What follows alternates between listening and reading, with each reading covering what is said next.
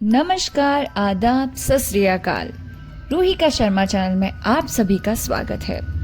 आज की कहानी का नाम है अनमोल भेंट, या आप इसे मुन्ने की वापसी भी कह सकते हैं। ये एक बांग्लादेशी कहानी है जो बांग्ला लैंग्वेज में लिखी हुई है और जिसके लेखक हैं रविंद्रनाथ ठाकुर जी। तो चलिए शुरू करते हैं। रामचरण 12 वर्ष की आयु से अपने मालिक का बच्चा खिलाने का नौकर हुआ था। उसके पश्चात काफी समय बीत गया। नन्हा बच्चा रामचरण की गोद से निकलकर स्कूल में प्रविष्ट हुआ। स्कूल से कॉलेज में पहुंचा, फिर एक सरकारी स्थान पर लग गया। किंतु रामचरण अब भी बच्चा खिलाता था। यह बच्चा उसकी गोद के पाले हुए अनुकूल बाबू का पुत्र था। बच्चा घुटनों के बल चलकर बाहर निकल जाता। जब रामचरण दौड़कर उसको पकड़ता तो वह रोता और अपने नन्हे नन्हे हाथों से रायचरण को मारता। रायचरण हंसकर कहता, भैया भैया भी बड़ा होकर जज साहब बनेगा। जब वह रायचरण को चन्ना कहकर पुकारता तो उसका हृदय बहुत हर्षित होता। वह दोनों हाथ पृथ्वी पर टेककर घोड़ा बनता और बच्चा उसकी पीठ पर सवार हो जाता। इन्हीं दिनों अनुकूल बाबू की बदली पद्मा नदी के किनारे एक जिले में हो गई। नए स्थान की ओर जाते हुए कलकत्ते से उन्होंने अपने बच्चे के लिए मूल्यवान आभूषण और कपड़ों के अतिरिक्त एक छोटी सी सुंदर गाड़ी भी खरीदी। वर्षा की ऋतु थी। कई दिनों से मूसलाधार बारिश हो रही थी। ईश्वर ईश्वर करते हुए बादल फटे। संध्या का समय था। बच्चे ने बाहर जाने के लिए आग्रह किया, मुझे भी ले चलो ना बाबा, चलो ना। रामचरण उसे गाड़ी में बिठाकर बाहर ले गया। खेतों में पानी खूब भरा हुआ था। बच्चे ने फूलों का गुच्छा देखकर जिद की। रायचरण ने उसे बहलाना चाहा, किंतु वह नहीं माना। विवश रायचरण बच्चे का मन रखने के लिए घुटनों घुटनों पानी में फूल तोड़ने लगा। कई स्थानों पर उसके पांव कीचड़ में बुरी तरह फंस गए। बच्चा तनिक देर मौन गाड़ी में बैठा रहा, फिर उसका ध्यान लहराती हुई नदी की ओर गया। वह चुपके से गाड़ी से उतरा। पास ही एक लकड़ी पड़ी थी, उठा ली और भयानक नदी के तट पर पहुंचकर उसकी लहरों से खेलने लगा। नदी के शोर में ऐसा मालूम होता था कि नदी की चंचल और मुंहजोर जल परियां सुंदर बच्चे को अपने साथ खेलने के लिए बुला रही हैं। रायचरण फूल लेकर वापस आया तो देखा गाड़ी खाली है। उसने इधर उधर देखा, पैरों के नीचे से धरती निकल गई। पागलों की भांति चहुं ओर देखने लगा। वह बार बार बच्चे का नाम लेकर पुकारता था, लेकिन उत्तर में चन्ना की मधुर ध्वनि ना आती थी। चारों ओर अंधेरा छा गया। बच्चे की माता को चिंता होने लगी। उसने चारों ओर आदमी दौड़ाए। कुछ व्यक्ति लालटेन लिए हुए नदी के किनारे खोज करने पहुंचे। रायचरण उन्हें देखकर उनके चरणों में गिर पड़ा। उन्होंने उससे प्रश्न करने आरंभ किए, किंतु वह प्रत्येक प्रश्न के उत्तर में यही कहता, मुझे कुछ नहीं मालूम, मुझे कुछ मालूम नहीं है।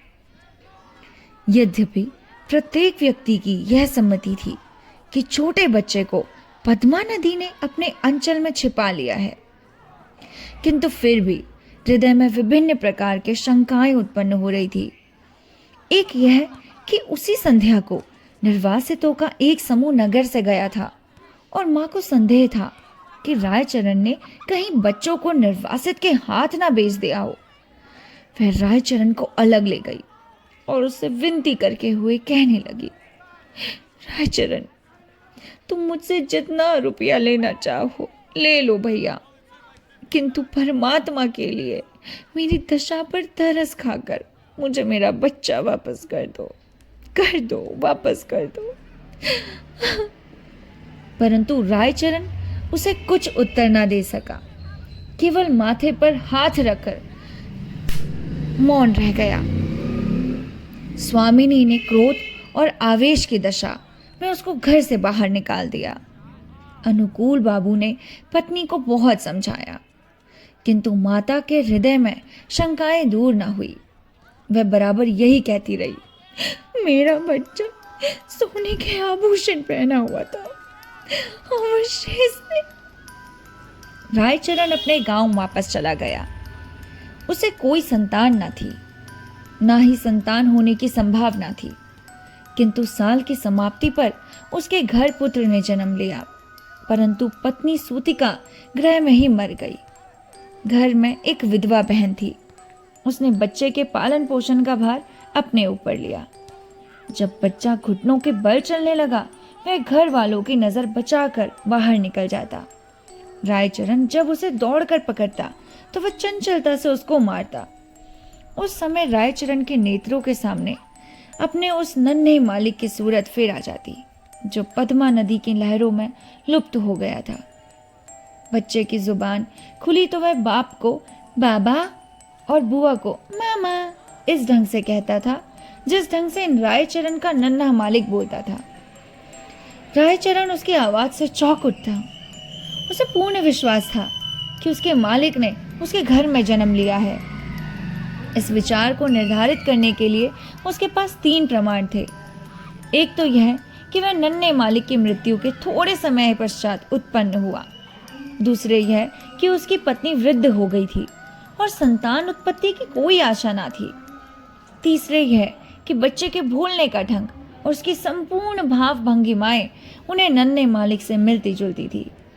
वह हर समय बच्चे की देखभाल में संलग्न रहता। उसे भय था कि उसका नन्हा मालिक फिर कहीं गायब ना हो जाए। वह बच्चे के लिए एक गाड़ी लाया और अपनी पत्नी के आभूषण बेचकर बच्चे के लिए आभूषण बनवा दिए। वह उसे गाड़ी में बिठाकर प्रतिदिन वायु सेवन के लिए बाहर ले जाता था। धीरे धीरे दिन बीतने लगे और बच्चा सयाना हो गया, परंतु इस लाड चाव में वो बहुत बिगड़ गया था। किसी से सीधे मुंह बात तक ना करता। गांव के लड़के उसे लाड साहब कहकर बुलाते। जब लड़का शिक्षा योग्य हुआ तो रायचरण अपनी छोटी सी जमीन बेचकर कलकत्ता आ गया। उसने दौड़ धूप करके नौकरी खोजी और फलन को स्कूल में दाखिला करवा दिया। उसका पूर्ण विश्वास था कि बड़ा होकर फलन अवश्य जज बनेगा। होते होते अब फलन की आयु 12 वर्ष हो गई। वह खूब पढ़ लिख सकता था। उसका स्वास्थ्य अच्छा और शक्ल सूरत भी अच्छी थी। उसको बनाव श्रृंगार की बड़ी चिंता रहती। जब देखो दर्पण हाथ में लिए बाल बना रहा है। वह अपव्ययी भी बहुत था। पिता की सारी आय व्यर्थ में विलास सामग्री में व्यय कर देता। रायचरण उससे प्रेम तो पिता की भांति करता था, किंतु प्राय उसका बर्ताव उस लड़के से ऐसा ही था जैसे मालिक के साथ नौकर का होता है। उसका पालन भी, उसका फलन भी उसे पिता न समझता था। दूसरी बात यह थी कि रायचरण स्वयं को फलन का पिता प्रकट भी न करवाता था। छात्रावास के विद्यार्थी रायचरण के गवारपन का उपहास करते और फलन भी उन्हीं के साथ सम्मिलित हो जाता। देखो कि सब बेवकूफ है, देखो तो इसे तो कुछ आता भी नहीं, बेवकूफ कहीं का। हा हा हा हा हा। रायचरण ने जमीन बेचकर जो कुछ रुपया प्राप्त किया वह अब लगभग सारा समाप्त हो चुका था। उसका साधारण वेतन फलन के खर्चों के लिए कम था। वह प्राय अपने पिता से जेब खर्च और विलास की सामग्री और अच्छे अच्छे वस्त्रों के लिए झगड़ता रहता था। आखिर एक युक्ति रायचरण के मस्तिष्क में आई। उसने नौकरी छोड़ दी और उसके पास जो कुछ शेष रुपया था फलन को सौंप कर बोला, फलन, मैं एक आवश्यक कार्य करने गांव से जा रहा हूँ। बहुत जल्दी वापस आ जाऊंगा। तुम किसी बात से घबराना नहीं बेटा, ठीक है ना? रायचरण सीधा उस स्थान पर पहुंचा जहां अनुकूल बाबू जज के ओहदे पर लगे हुए थे। उनके और उनकी कोई संतान न थी। इस कारण उनकी पत्नी हर समय चिंतित रहती थी। अनुकूल बाबू कचहरी से वापस आकर कुर्सी पर बैठे हुए थे और उनकी पत्नी संतानोपत्ति के बाजारू दवा बेचने वाले से जड़ी बूटियां खरीद रही थी। काफी दिनों के पश्चात वह अपने वृद्ध नौकर रायचरण को देखकर आश्चर्यचकित हुई। पुरानी सेवाओं का विचार करके उसको रायचरण पर तरस आ गया और उससे पूछा, क्या तुम फिर से नौकरी करना चाहते हो? रायचरण ने मुस्कुरा कर उत्तर दिया, मैं अपनी मालकिन के चरण छूना चाहता हूँ। अनुकूल बाबू रायचरण की आवाज सुनकर कमरे से निकल आए। रायचरण की शक्ल देखकर उनके कलेजे का जख्म ताजा हो गया और उन्होंने मुंह फेर लिया। रायचरण ने अनुकूल बाबू को संबोधित करके कहा, सरकार, आपके बच्चे को पद्मा ने नहीं बल्कि मैंने चुराया था। अनुकूल बाबू ने आश्चर्य से कहा, ये तुम क्या कह रहे हो? क्या मेरा बच्चा वास्तव में जिंदा है? उसकी पत्नी ने उछल कर कहा, भगवान के लिए बताओ, मेरा बच्चा कहाँ है? कहाँ है मेरा बच्चा? रायचरण ने कहा, आप संतोष रखें, आपका बच्चा इस समय भी मेरे पास है। अनुकूल बाबू की पत्नी ने रायचरण से अत्यधिक विनती करते हुए कहा, मुझे बताओ मेरा बच्चा कहाँ है? रायचरण ने कहा, मैं उसे परसों ले आऊंगा। समय बीता। रविवार का दिन था। जज साहब अपने मकान में बेचैनी से रायचरण की प्रतीक्षा कर रहे थे। कभी वे कमरे में इधर उधर टहलने लगते, कभी थोड़े समय के लिए आराम कुर्सी पर बैठ जाते। आखिर 10 बजे के लगभग रायचरण ने फलन का हाथ पकड़ते हुए कमरे में प्रवेश किया। अनुकूल बाबू की घरवाली फलन को देखते ही दीवानों की भांति उसकी ओर लपकी, उसे बड़े जोर से गले लगा लिया। उनके नेत्रों से अश्रुओं का समुद्र उमड़ पड़ा। कभी उसको प्यार करती, कभी आश्चर्य से उसकी सूरत ताकने लग जाती। फलन सुंदर था, उसके कपड़े भी अच्छे थे। अनुकूल बाबू के हृदय से भी पुत्र प्रेम का आवेश उत्पन्न हुआ, किंतु जरा सी देर के बाद उनके पितृ प्रेम का स्थान कानून भावना ले लिया। उन्होंने रायचरण से पूछा, भला इसका प्रमाण क्या है कि ये मेरा बच्चा है? रायचरण ने उत्तर दिया, इसका उत्तर मैं क्या दूं? सरकार, इस बात का ज्ञान तो परमात्मा के सिवाय और किसी को नहीं हो सकता कि मैंने ही आपका बच्चा चुराया था। जब अनुकूल बाबू ने देखा कि उनकी पत्नी फलन को कलेजे से लगाई हुई है, तो प्रमाण मांगना व्यर्थ है। इसके अतिरिक्त उन्हें ध्यान आया कि इस गवार को ऐसा सुंदर बच्चा कहाँ मिल सकता था और झूठ बोलने से क्या ही लाभ होगा। सहसा उन्होंने अपने वृद्ध नौकर को बेध्यानी याद आ गई और कानूनी मुद्रा में बोले, रायचरण, अब तुम यहाँ नहीं रह सकते। रायचरण ने ठंडी और सांस भरकर कहा, सरकार, अब मैं कहाँ जाऊं? बूढ़ा हो गया हूं, मुझे कोई नौकर भी न रखेगा। भगवान के लिए अपने द्वार पर पड़ा रहने दीजिए। अनुकूल बाबू की पत्नी बोली, रहने दो, हमारा क्या नुकसान है? हमारा बच्चा भी इसे देखकर प्रसन्न रहेगा। किंतु अनुकूल बाबू की कानूनी नस भड़की हुई थी। उन्होंने तुरंत उत्तर दिया, नहीं, इसका अपराध बिल्कुल क्षमा नहीं किया जा सकता। रायचरण ने अनुकूल बाबू के पांव पकड़ते हुए कहा, सरकार, मुझे ना निकालिए, मैंने आपका बच्चा नहीं चुराया था, बल्कि परमात्मा ने चुराया था। अनुकूल बाबू को गवार की इस बात पर और भी अधिक क्रोध हो गया। बोले, नहीं, अब मैं तुम पर विश्वास नहीं कर सकता। तुमने मेरे साथ कृतघ्नता की है। रायचरण ने फिर कहा, सरकार, मेरा कुछ अपराध नहीं। अनुकूल बाबू त्योरियों पर बल डालकर कहने लगे, तो किसका अपराध है?